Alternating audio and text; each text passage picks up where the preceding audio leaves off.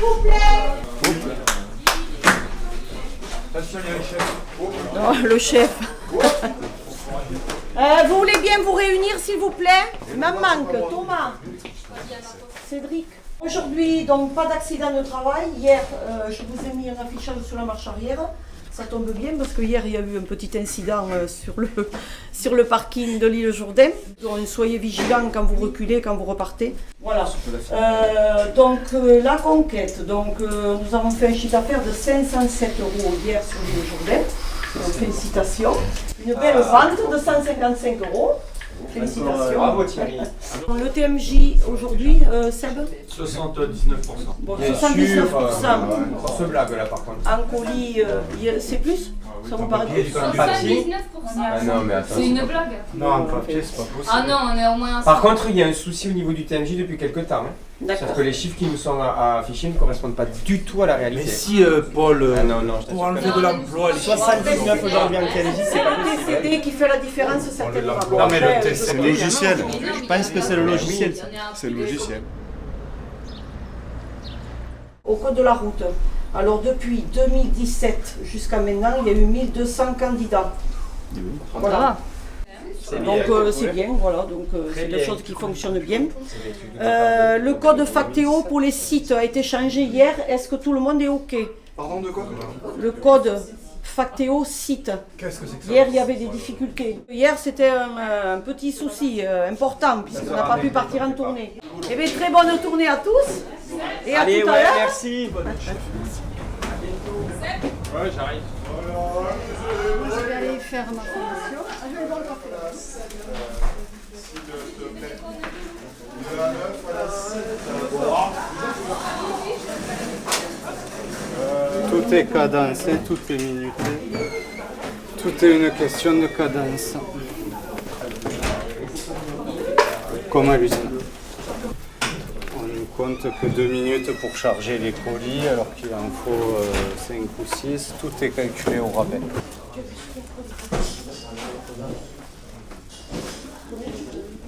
On demande au facteur de charger 30 colis en 5 minutes. Ben, sur la réalité, je vous mets au défi de trouver quelqu'un qui est capable de le faire, quoi. Sinon, en courant.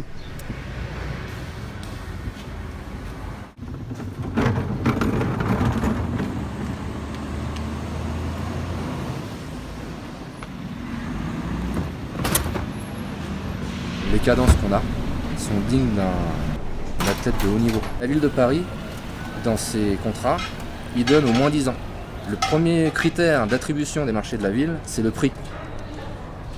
Et il faut savoir qu'en plus du prix, ils ont plein de critères. Il ne faut pas que ça pollue, donc il faut plus de gasoil. Là, on a aux véhicules à gaz. La taxe d'habitation de tous ces beaux Parisiens qui payent, eh ben, il n'y a qu'une une petite partie de leur taxe qui va vraiment aux ordures ménagères, puisque c'est un appel d'offres. Tout le reste, c'est la ville de Paris qui garde pour redistribuer dans d'autres choses qu'eux ils veulent faire. Il faut être efficient. Il faut être efficient. Est-ce que c'est assez efficient? Est-ce que votre organisation du travail est efficiente? Oui, c'est efficient. Est-ce que vous avez organisé vos soins de manière efficiente? Aussi. Vous avez des données, des actions et des résultats. Ça s'appelle la DAR. Et donc on doit tous remplir ça, les infirmiers, les aides-soignants, en fonction évidemment de la cible qu'on ouvre. Donc je sais pas moi, risque état cutané, donc vous décrivez l'état de votre patient, voilà, patient alité parce que il a une opération, il est paraplégique, peu importe. Ce qui a fait beaucoup de mal aussi, c'est le PMSI, le fameux la médicalisation du système d'information. On a des nouvelles collègues qui s'appellent des techniciennes d'information médicale, qui estiment le prix du séjour global du patient. Ça, c'est directement lié à la T2A. Il ne faut pas garder un patient moins de 2 nuits, parce que là, on n'est pas bien. La fameuse DMS, durée moyenne de séjour. Ça dépend quel service. Ce système-là de médicalisation du système d'information a permis de faire la part des choses entre... c'est moche de dire ça, mais entre les patients qui rapportent et ceux qui coûtent seulement.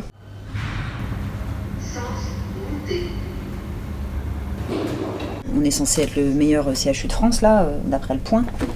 quand on a eu le truc qui est arrivé sur intranet, ils nous l'ont mis là, dès qu'on ouvrait notre session, on avait bim, le point, le CHU de Bordeaux pour la 2e fois, encore merveilleux, etc. On s'est dit, mais comment c'est chez les autres? Nous, on a vécu ici, à Villeneuve, l'arrivée de la concurrence au fret. Et, il suffit de se retourner pour voir ce qui se passe à ce qui était un hub. C'est un très grand centre de tri, un des plus grands d'Europe. Il suffit de se retourner pour voir ce que c'est devenu. Le gros de la dette est rattaché à l'infrastructure. Donc, ça veut dire ce que ça veut dire. Et puis c'est peut-être des choix stratégiques aussi qui ont été faits, pour le fret notamment.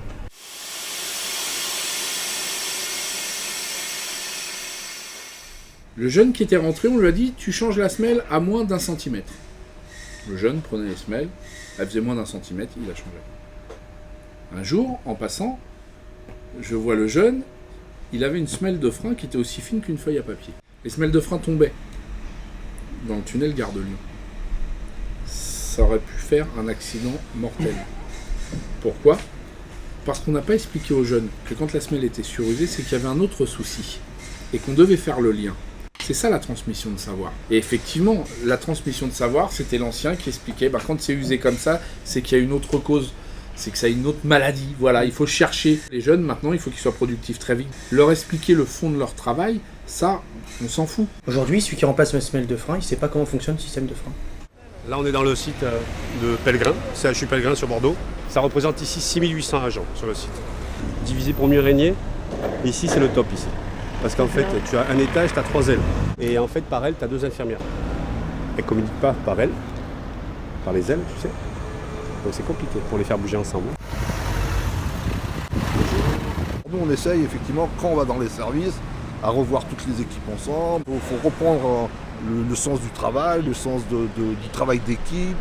C'est compliqué quoi, de faire des actions, des journées d'action, on a vu, ça marche pas quoi, des espèces de journées d'action comme ça saucissonnées, où tiens on se donne rendez-vous dans 3 semaines, dans 15 jours, etc. quoi. Il n'y a pas grand chose qui est fait pour que y ait une vraie parole contestataire au sens où elle pèse, tu vois. Enfin, au sens où pèse, ce que tu entends par là, c'est le nombre. Créer un levier, quoi, si tu veux, oui, effectivement, quoi. J'ai l'impression, moi, qu'on dit, ouais, et tout, c'est les salariés, ils sont mous, machin, mais bon, je pense qu'individuellement, les salariés, ils sont dans d'autres dynamiques, effectivement. Je pense que tous les travailleurs, ils peuvent toujours trouver une lutte commune. Les EHPAD et l'hôpital, c'est facile à trouver. La poste, et les cheminots, par exemple, les postiers, ils ont vu ce qui leur était arrivé, les cheminots... ils ont juste à lire ce qui s'est passé à la Poste pendant ces dernières années et je pense que c'est comme de lire dans un mar de café quoi. France Télécom, tous les suicides et tout, on a aussi des suicides à l'hôpital. Je pense que c'est facile de trouver des points communs à toutes les luttes. Moi je vais pas dire je me défoule, mais quand les situations sont pas convenables, je le dis d'office quoi. Voilà, mais moi je le dis. Je sais pas si ça sert à quelque chose, mais moi ça me fait du bien de le dire. Par exemple, quand on fait des toilettes et qu'on n'a pas de serviette de toilette pour essuyer les patients et qu'on les essuie avec des têtes d'oreiller, ou moi je le dis, quand on n'a pas de matériel et que je suis obligé d'aller faire 5-6 services avec un chariot pour pouvoir remplir les stocks, je le dis, je l'écris. Quand on a quelque chose à faire, on demande à un spécialiste. Le spécialiste de la SNCF, c'est les cheminots, c'est pas l'État. On a un savoir-faire à la SNCF parce que la transmission de savoir à la CGT s'est pas arrêtée. Et donc on sait vérifier quand même les pourcentages de grévistes et les chiffres. Et effectivement, sans rentrer dans le complot international, on peut penser que quand on a été nous mesuré, comparé, vérifié, on a une différence de à peu près 10%. Ça veut dire que quand la boîte annonce 35% de grévistes, moi je pense qu'on est plus près des 50%. Et on a eu beaucoup de mots de soutien et d'encouragement. Pour le coup, je vois pas ce qui nous manque là, puisqu'on a l'impression d'avoir tout le monde. Effectivement, la presse communique en disant « Est-ce que vous en avez marre de la grève ?» Est-ce que vous croyez que quelqu'un qui va travailler tous les jours, quand il arrive et qu'il a des difficultés à prendre son train, il dit pas « J'en ai marre ». Oui, il en a marre, bien sûr. Mais par contre, ils sont bien au courant des enjeux qu'il y a derrière. Enfin, moi, j'arrive pas à comprendre qu'on me dise qu'un hôpital, ça coûte trop cher. Mais ça, c'est des choix politiques que tu fais. Mais quand tu vois que la clinique mutualiste au Bordeaux Nord va doubler sa surface et que nous, on va fermer Saint-André, excuse-moi, c'est des choix politiques, l'hôpital coûte trop cher, ils veulent plus d'hôpital public. Ils ferment des lits en permanence. Regarde, quand ils ont déplacé toute la gastro de chez nous à Haut-l'Évêque, ils ont sous-dimensionné le truc. On n'a plus assez de lits pour hospitaliser en gastro, que ce soit chir ou médecine, les patients de la communauté, tu vois, de la CUB. Ouais. Donc, qu'est-ce qu'on fait? Ils arrivent aux urges, ils te le disent, hein, à Magellan, tu les as au téléphone, tu dis « Ah, j'ai une pancréatite, ah, je peux pas te la prendre. » Ok. Eh ben, qu'est-ce que tu fais? T'appelles Robert Piquet, t'appelles tout le public, t'appelles tout le privé, pardon, t'appelles Saint-Martin, etc. Et ton patient, il part là-bas. Donc, quand tu veux tuer ton chien, tu dis qu'il a la rage. Le contrat dans lequel on est à l'heure d'aujourd'hui, il voulait qu'on fasse qu'il n'y ait plus de bennes ordures le dimanche dans Paris. C'était l'adéquation, donc pas de grève, supprimer le dimanche pour qu'ils aillent 3 ans supplémentaires. Ça, ils ne l'ont pas eu, personne ne l'a eu, puisque de toute façon, tous les prestataires, ils ont tous eu une grève. Donc déjà, le premier critère, c'est enlevé. Et personne n'a supprimé les dimanches, parce qu'on est contre ça. Tu as donc les contrats de la ville de Paris, qui sont remis en jeu tous les 5 ans. Et tu as donc plusieurs sociétés qui répondent aux appels d'offres. Et à chaque fois, quand tu avais un nouveau contrat, les gens qui arrivaient, les tout neufs, ils étaient pris au minima. Sauf qu'à un moment donné, les gens, ils se retrouvent. Parce que tu as les arrondissements, comme ils s'amusent à jouer avec, tu viens, mais tu n'as pas le même salaire, tu n'as pas la même ancienneté. Je pense que justement, Paris a créé ce genre de choses. À la base, c'était pour casser les grèves de la ville. Pour justement que Paris soit toujours ramassé et soit propre, soi-disant, entre parenthèses. Mais en même temps, ça a fait un travail précaire pour nous. Ça m'énerve de voir des investissements qui ont été établis, par exemple en dermato ou autre, et qu'en 2020, on va vendre ce truc, quoi. La dermato, c'est 1,5 million qu'on a investi dans un service qui, dans 4 ans, tout va être fermé, quoi. Mais je pense que c'est fait exprès, Julien.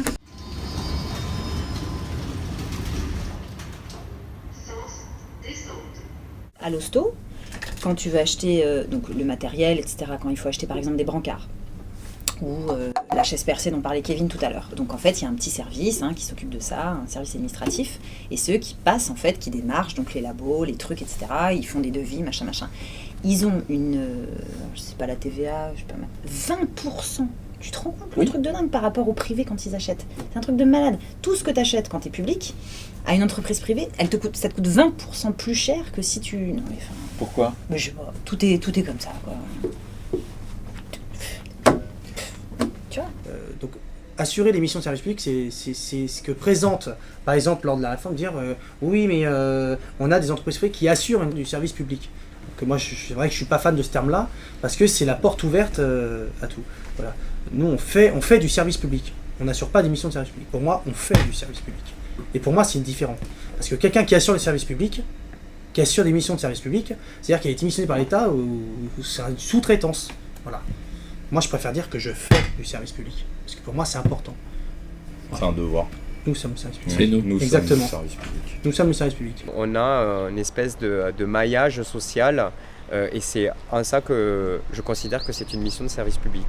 Alors, je veille sur mes clients, mais je ne suis pas forcément favorable à VSNP, donc veiller sur mes parents, puisque pour moi, ça participe à justement la monétisation du lien social. Et c'est là où je trouve les limites en termes de valeur. Ah, mais ça c'est bon, je vais envoyer les chiffres à Marie-Laurence. Fonctionnaire d'État, oui. C'était la sécurité de l'emploi, plein de choses. Fonctionnaire d'État, ouais. Et puis je croyais aussi au service public à l'époque. Non, je voulais pas être fonctionnaire, je voulais être facteur. Moi, je suis arrivé en 2001, c'était vraiment un métier de facteur. Maintenant, on leur demande de faire plein de choses. On n'a pas signé pour ça au début. Voilà. Moi, je fais celle-là et celle-là. De vendre des timbres, ça, ok, on peut en proposer quelques-uns, mais de faire du chiffre, nous, c'est pas notre corps de métier. Et c'est difficile pour les facteurs, surtout les fonctionnaires qui sont arrivés avec on va dire un peu une utopie de service public. Non, c'est même pas une utopie, ils sont venus pour le service public à la base. Et maintenant, le métier a vachement changé. Et pour eux, je pense que c'est très très compliqué. On a une conscience professionnelle qui fait que nous, ce qu'on veut, c'est que l'usager soit content à la fin, quoi, qu'il ait son train, qu'il n'ait pas à attendre 1 heure sur le quai de la gare parce qu'il y a marqué supprimé. Du coup, on n'a pas consulté ceux qui travaillent au quotidien. Quand on veut amener des choses positives, il faut le construire ensemble et non pas jeter en pâture les cheminots pour essayer de faire accepter le changement et en mettant les cheminots à dos de la population. Voilà. Dire que je suis un anti et que je suis un privilégié, enfin, j'ai pas cette sensation-là. Pour autant, je suis fier de ce que je fais. Voilà. Et ça aussi, ça m'a beaucoup blessé. Un bon cheminot, mine de rien, c'est savoir transmettre, c'est le savoir-faire et le savoir-être. Bonjour Jeannette, ça va? Ouais, ça va. Ouais. Je viens de Lombès chercher des fleurs. À bientôt Jeannette. Moi j'aime bien ce boulot. Enfin, moi j'aime bien parce que c'est peut-être aussi le fait que j'aime le rapport humain. Parce que si t'aimes pas le rapport humain, tu peux pas faire ce boulot-là, c'est pas possible. Et on veut aussi que le privé, que le service qu'on fait, en fin de compte, qu'on revienne à la ville de Paris, quoi. Qu'il n'y ait plus de privé sur Paris, que ça soit vraiment la fonction publique. Puisque de toute façon, on fait le même métier. Service public un jour, service public toujours.